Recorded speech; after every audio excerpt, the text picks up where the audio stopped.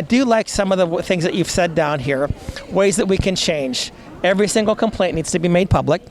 Every single conviction of every single complaint needs to be published along with the consequences given. We're good on that. The commissioners consist of 13 total members, and you had something down about that. We really, if we have the satellite offices, we're probably talking about increasing that number up to almost 50 or so. That's not the commissioners, that's the staff. The staff needs to be increased to around 50. Okay. The commissioners, right now, it's 6 appointed by the Supreme Court, 5 by the governor, and 2 by the state of Texas. And what we would like is for it to be all appointed by the governor, with 1 appointed by the Supreme Court who oversees, but can't vote. By the governor or all by the people?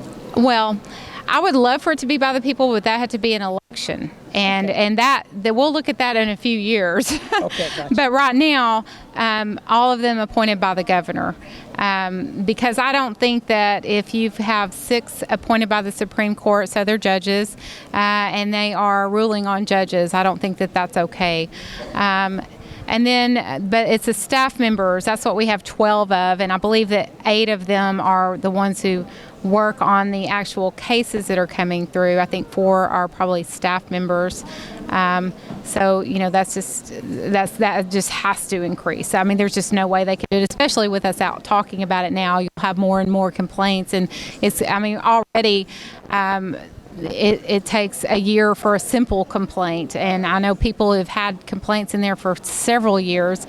And yes, they do have things done right now that went through last session where they only have a certain amount of time, and I know for a fact they're going over that time because I have a case with them.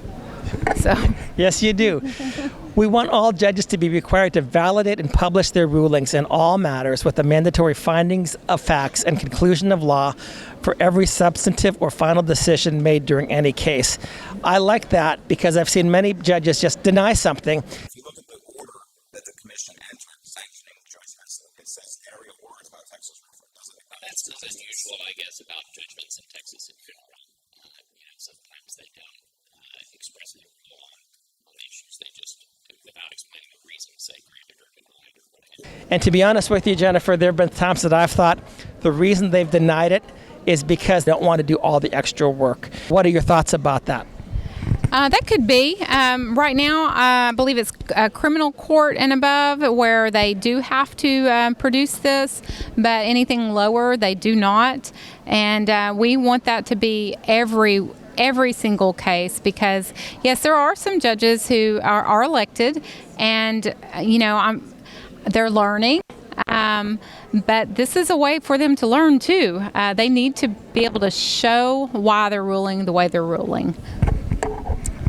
And just so that people understand, I also agree with you that not every judge is a bad judge. And maybe even it's the minority. I don't know that one way or another. But I have seen some really horrendous rulings from some really horrendous judges who continue to skate scot-free, and it has destroyed families, destroyed individuals, been very unjust.